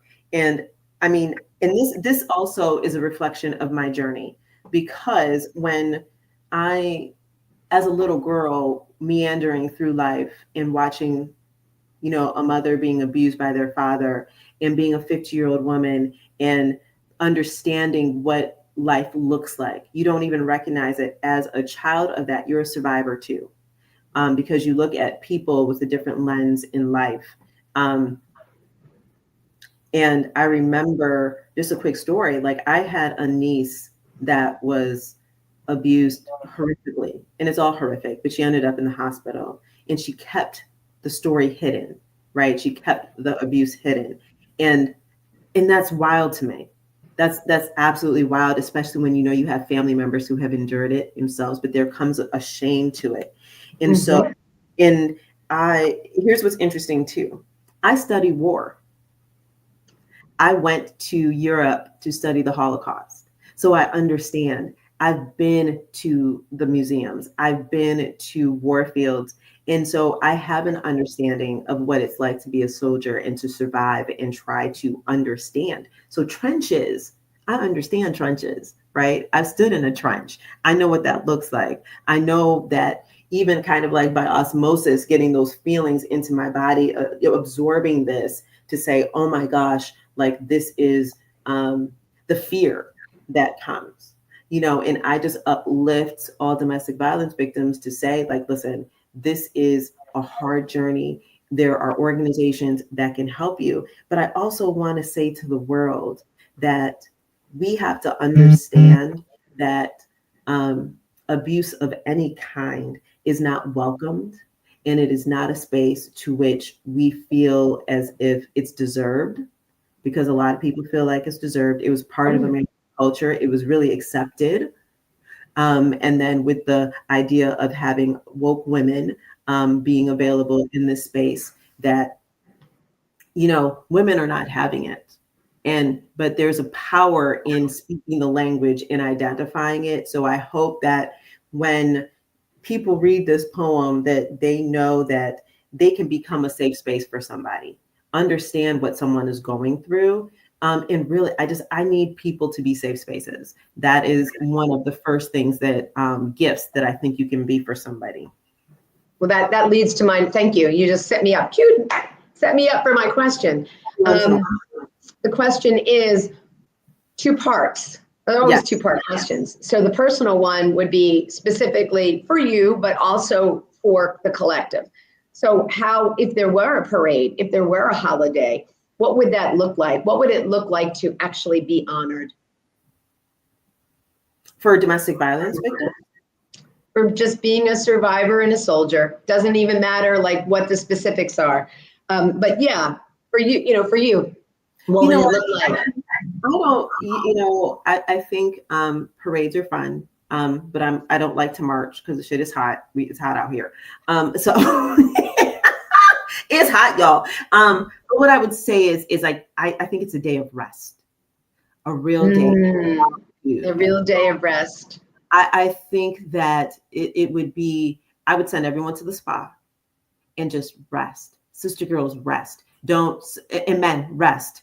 Don't have any activities that you need to do, because you need that moment of protection. You need that moment of solitude to feel safe, to feel like you can rebuild in just a little moment. And that is, domestic violence victims are always on.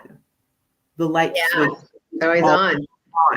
They live in hypervigilance. Yes. And so we need the moment to give them a moment of rest, a day of rest, a day of not looking over your shoulder, a day of not wondering if your pets are okay, if your pets are safe, not wondering what does it look like for your finances. It's so stressful. My sister girl who wrote the book, I Know Why She Stayed, Casey Rogers, she tells the story about how she was so broke by intention by her husband, that she had no money. And to get her first cell phone, because he refused to buy her the cell phone, she had to literally, when she saw pennies on the floor, if she found change in the couch, that's what she did to build up money in her account.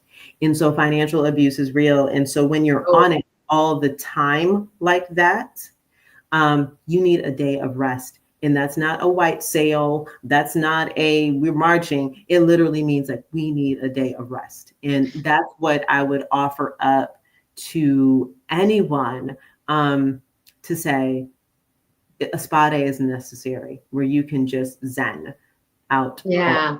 Yeah, that would be how I would honor victims, because I wouldn't want it to be a day of, okay, let me teach you skills. I hate those days. I hate when they're like, oh yeah, it's about you, but let me send you to a class. Can you please just let people sit? You're lacking something, and I have something outside of you that is going to help you navigate something. And meanwhile, you know what you said, I have to go back in my life, and I didn't think, thank you, because what you just said evoked a whole thing of memory for me.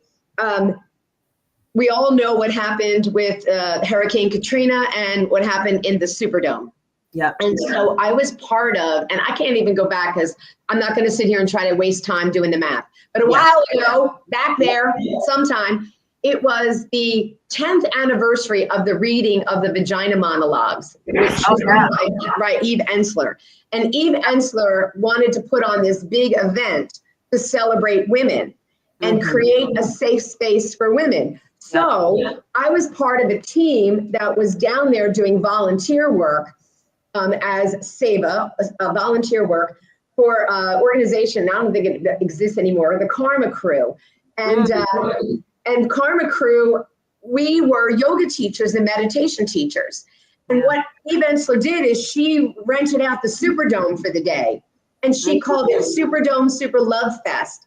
And anybody that was there in the Superdome during the horrific nightmares that was the Superdome were able to come, I have chills, were able to come back in the Superdome, get their hair done, get a screening for their heart, get their nails done, have massages. It was all free. Have nutritionists talk with them.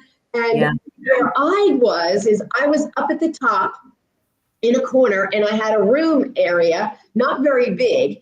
And take a moment. And I was doing yoga nidra, which is a lay down on the back meditation, guided meditation, taking them through their bodies. And one woman came in and she had all these bags, and the other woman had bags too. And there was a teenage girl, and these three people stand out, and it's just, woo, it's coming. So what happened was, the one woman was going to lay down. She was gung-ho. The teenage girl was gung-ho. But the other woman said, I'll hold your bags. And she just sat there and she held onto the bag. She was like, I'll just watch everything. And here I am, not having gone through that war. But, and I'm like, oh, no, everything is safe here. It's just me. I'm teaching the yoga. You can lay down. And she was like, no. She was all rigid and holding on. So I honored her space because that's where she was. Well, about, maybe 15 minutes into it, she put her stuff down quietly and she went and laid next to her friend. And I saw her body just relax. And we talked afterwards for a long time, and she said, I can't believe I am going to say this. I feel safe in the Superdome, where you wouldn't believe it. They had taken my son and I couldn't find him for hours, and I was petrified, and on and on and on. And she just,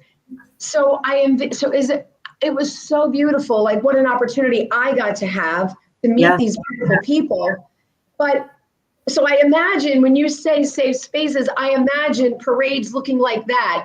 This is our version of parades. All these pods of safe spaces for people to just come in and literally, metaphorically, right, unburdened with what they're carrying. There's this great song, Put Down What You Are Carrying. Put down what they're carrying for a temporary moment so they can lie there and just let their body exhale in a deepest form. So yeah, I'm with you. I think that is what collectively the world needs. I hope in this, listen, first of all, I've never been in the Superdome. That is still traumatic for me. I can, we mark time by traumatic events. It's very rare that we mark time by happy events. Right. And I moved to Atlanta a week before, maybe it was a week before Hurricane Katrina. And I had a newborn baby. And I remember by the time we were settling down in Dunwoody, I remember turning on the TV and seeing what was happening in the Superdome. And I think he was maybe 6 months old at the time. And I tell you, that July, and watching women as a pregnant mother who was breastfeeding, I mean, I was horrified. I was like, wait a minute, how do these women, are they taking care of these children? They don't have clean food. They don't have clean water. They don't have access to food, diapers. I mean, the trauma that I felt.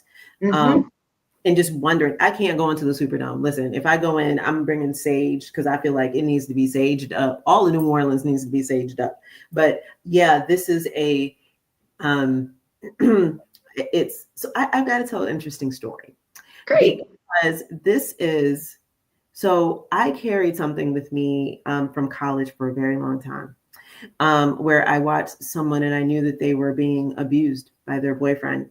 And I carried with me from the time I graduated until into my young adulthood, that the guilt of not intervening. And as an adult female, I apologized to that sister girl. And she was probably so surprised, but I carried that in my spirit. Because I'm the type of chica that like, oh no, don't let it happen in front of me. I'm gonna say something. And my daughter has the same spirit, which I have to talk her down sometimes because I'm like, you about to get into a fight. But I want people to recognize that it's okay to intervene. And listen, I know we live in a wild, crazy, unsafe world right now, but we have to be able to protect somebody else. Whether you're male or female, say something. Go get the police officer, call 911, something, do something. And it's interesting. I mean, when I tell you, I carried this guilt heavy in my spirit. I mean, and we were like damn near 20 years out of college by then, right? But I had to apologize to her because it walked with me. Like it literally, my baggage, it was in my purse that I needed to unpack. And she was gracious enough, because I promise you, she was probably like, what the hell? But I wanted her to know that I recognized. Yeah. And I'm not one to say, and I'm going to say this, I don't like the definition around, okay, well, we were younger. Because grown people know, men know. If you are hitting someone, they know what they're doing. So yeah, so If I Were a Soldier is it's a very interesting, because I've never read a poem that someone has written about domestic violence. I've never seen one, and I'm sure they're out there. But yeah, this was for me a real culmination of all of my experiences, but knowing that there are men and women out there that are really working to survive, and they need to be honored too. If you can be a Hurricane Katrina victim, and we still talk about in the news, we talk about that. We still talk about all those type of traumas, but we don't talk about domestic violence victims. We never do. It's very rare. Yeah, I won't get into the story, but I'll just gloss over it for the moment. In seminary, October is domestic violence. It's also breast cancer. It's, all the months are jam packed with all the stuff now. But October is domestic violence. And in seminary, I was charged with putting a worship service together that would reflect, domestic violence and lift it up. And there is a song that Mavis Staples sings, "You're Not Alone." Yeah. Yep. And I had a gentleman sing it, which was rocking the world because, Yeah. But I had a gentleman sing the song with his deep voice.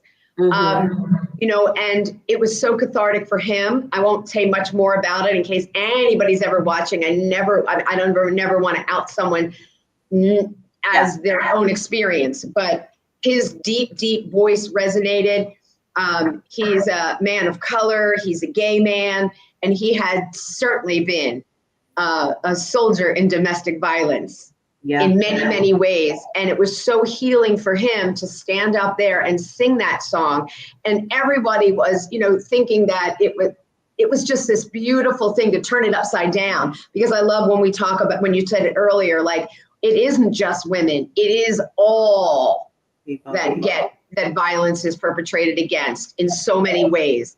And I'm sorry, this has made me cry. What was that? This conversation has made me cry. This particular topic is making me cry. And I'm a crier, y'all. Because I just,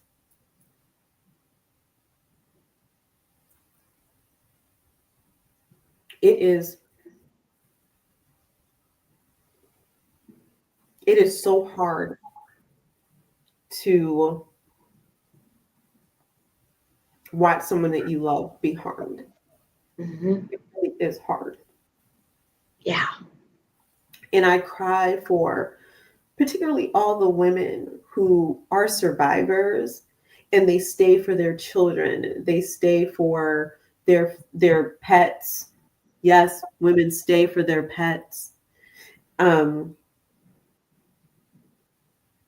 they stay because they can't, the blinders, the vision has gotten so myopic that they can't see their way out of anything, because the neurology is so habitualized in this way that they can't even see over their shoulder to even see. So anyone that is on the outside that would judge that doesn't understand that it's so pervasive on all aspects of our humanity that it just allows us to literally shrink from within, and we can't even access parts of our brain anymore that would have logic or solution or option.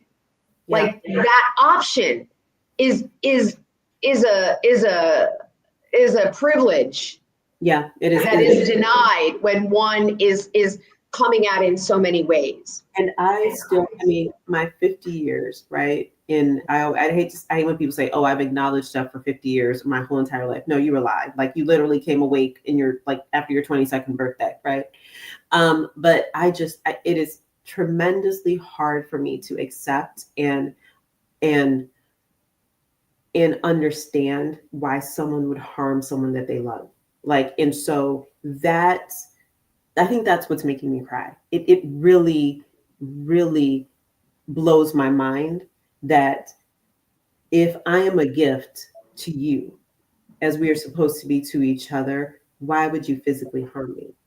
Why would you know, and I cry for my mother. I cry for all the women that endured physical violence. And listen, that's not saying that men aren't violated. They are, but that's not my experience, right? Right.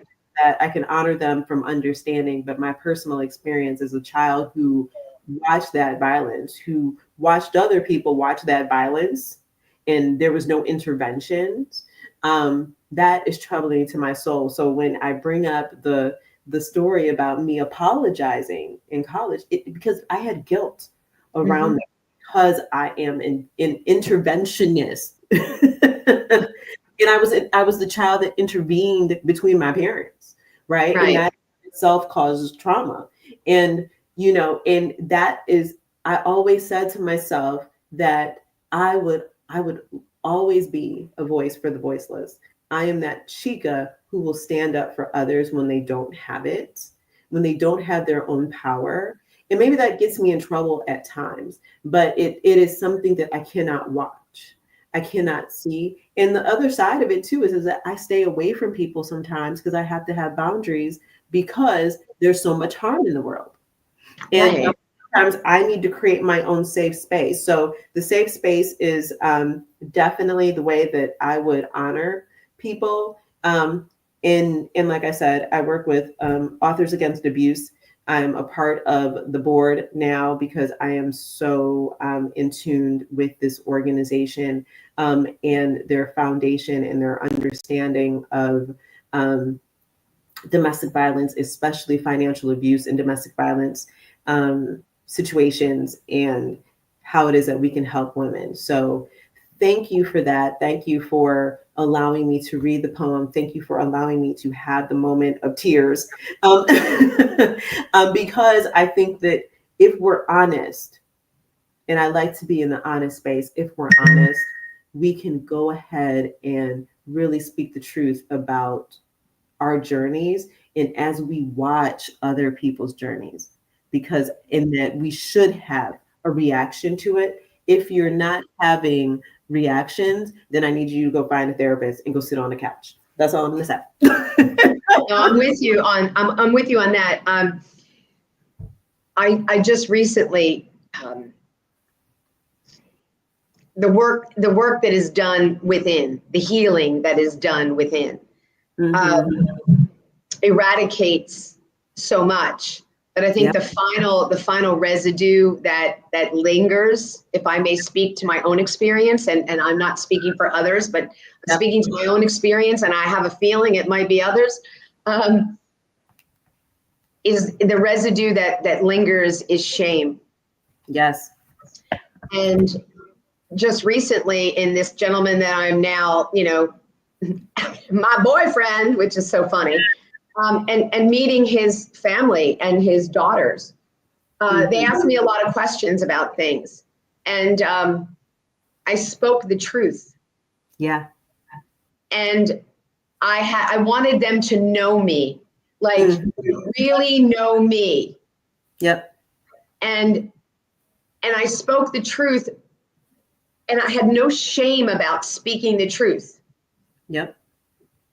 And I after I got done, I came home, I unpacked my suitcase, and all that. I'm sitting there and I was replaying the weekend, and I thought, wow, what a beautiful opportunity. I mean, forget the love and the romance, but just what an incredible opportunity this relationship has offered me to go in to speak truth without shame, because I haven't had safe spaces that I could speak truth, that I wasn't shamed or coddled, like, oh, there, Robin, or was it that bad, or oh, I feel so bad for you. Like, all you really need is a safe space that you can speak your truth in, where someone that someone is comfortable enough with holding that space open for you.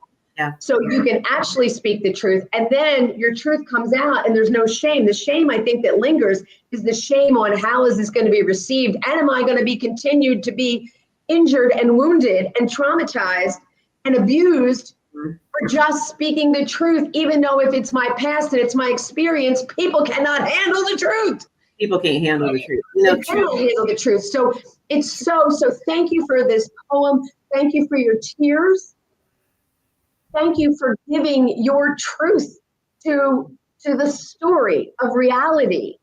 Yeah. Because more and more of us that speak up about the truth of reality, then, that's why I think Lifetime Television for Women did something.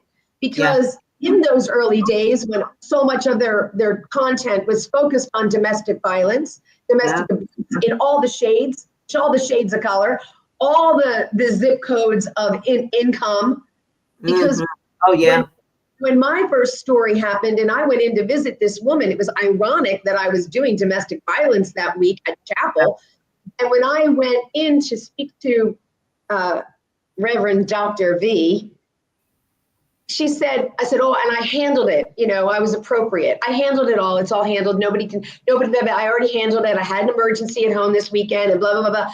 And I handled it. And she said, she used to call me Yogi. She said, Yogi, come in to sit down.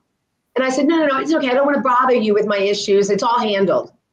And she's an African-American woman who was like shorter than I was and powerful. And she said, Yogi, I'm a professor. I'm Dr. such and such, but I am also a pastor. So come in and unburden yourself.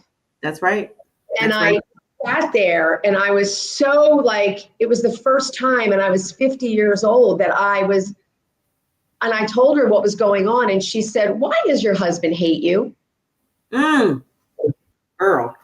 I said, "He doesn't hate me. He loves me." And she said, "No, he hates you. The story you just told me, he has eviscerated you of every cent you have ever made in your life, systematically eviscerated you. Took this house, and now he took your family home. You are homeless because this man has systematically taken everything from you. Why does he hate you?" And I said something to her, and she gave me the best advice a woman could ever give another woman in that moment. Yes. She said to me, "I want you to examine your belief system." Belief system, and she goes, "Your belief system and your 3D reality are not matching up." That's right. That's right. I love that. 3 days. I never left my yoga mat for 3 days. I went home. I found the courage. I sat down and I said, "I am divorcing you. Yep. We're done." I found my voice because someone identified what was actually happening to me. Yeah. I didn't know. I was in it, smart, intelligent woman, almost done my master's. I didn't even know what I was in. Yep. It's that. Yeah. Yeah. It's that tunnel vision of life. Yeah. Mhm. You said something about truth, and I just want to say that truth is a reflection. That's why people can't handle truth. So if I tell my story, and here's the interesting thing about life, I wish that people would tell their stories and not have shame. Because once we do, if we're all telling our stories and we all understand we're all going through the same stuff, why is there conflict? You can learn from me. I can learn from you. And so truth is a reflection, and that is why some people have the hardest time with it. So whether it's loss, whether it's, oh, I didn't stand up for someone, I wasn't an advocate, or I'm embarrassed because I lost all this money. Listen, there is somebody with your story. There's somebody else. You have a doppelganger. A truth tellers over here. To go around. We will, if we all are telling our truth, our stories, and we don't have shame, right? Because it's the shame and the guilt that really keeps our voice silent. And that's what I hope to unburden for people. That's what I want people to learn. Tell the damn story. Tell the story. Live your life. I hate that in this country or in this world, especially in westernized nations, we don't allow people to live their lives. I want you to go live your life, live your best life. I don't care who you sleep with. I just don't want you to harm people. Imagine that. That's it. Don't harm. Just be kind. Just be kind. That's it. I don't want you to hide who you are, because hiding who you are causes conflicts, and you don't show up every day as you are supposed to show up. And it's just too much. Too much. I'm like, live your best life. And if, like I said, I'm a spiritual girly, I believe in the Lord. God does not make any mistakes except for palmetto bugs in the South. Those are not of God. I don't care what anyone says. But live your best life. Don't hide who you are. Don't hide your sexuality. Because first of all, one, I don't give a damn who you sleep with. We shouldn't be wondering who people sleep with, right? Just live your best. And if you can, that's what you need to do. And if you need acceptance, please just, if you need help, ask for it.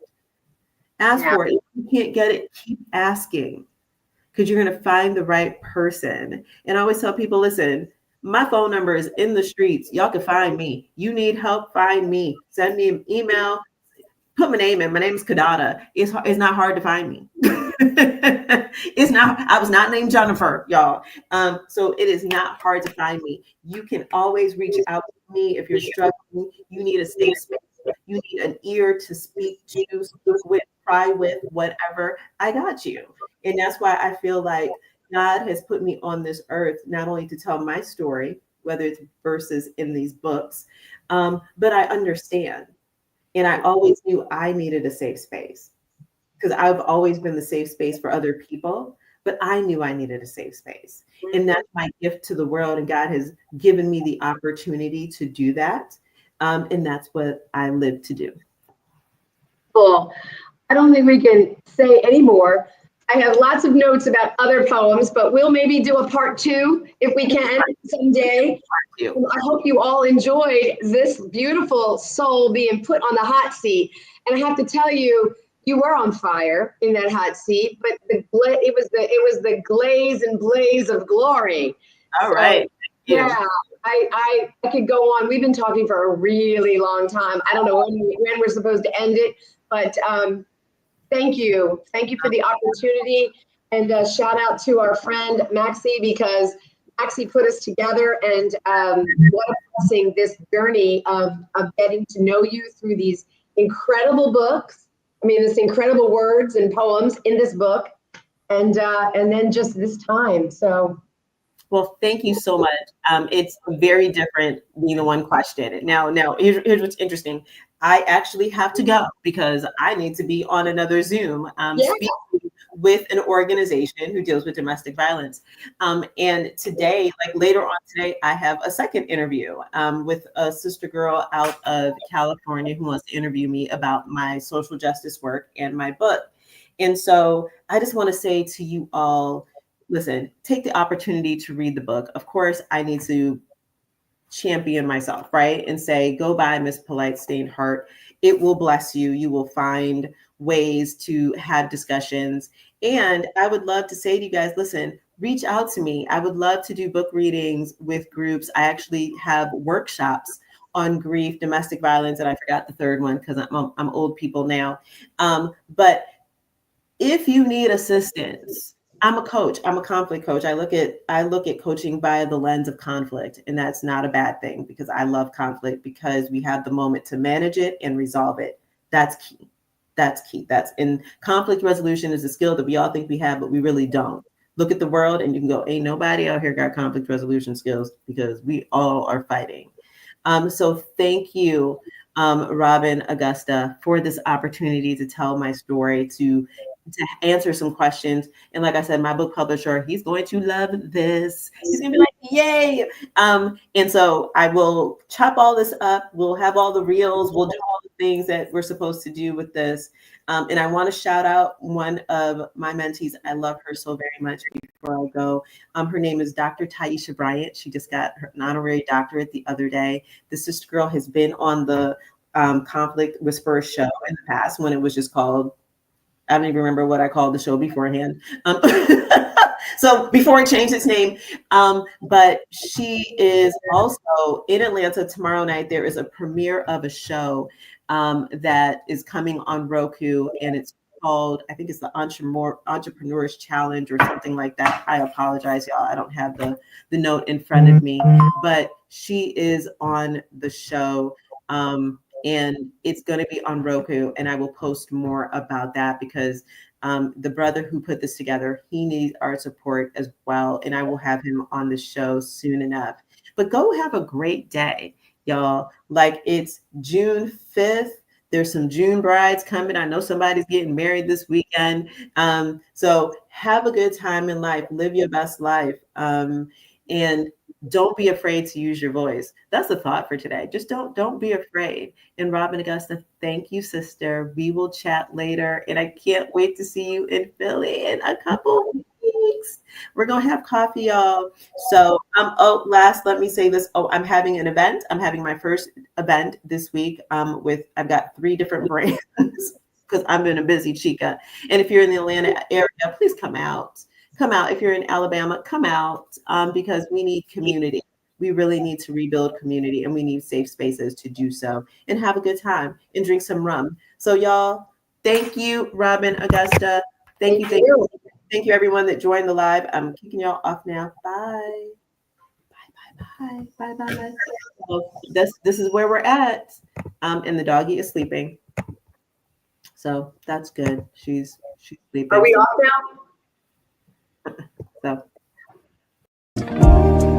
Thank you for watching Life Coaching Today Presents, hosted by Kiddada Grey and produced by Aruba Saad. Our mission at Life Coaching Today is to empower your health, business, community, and life.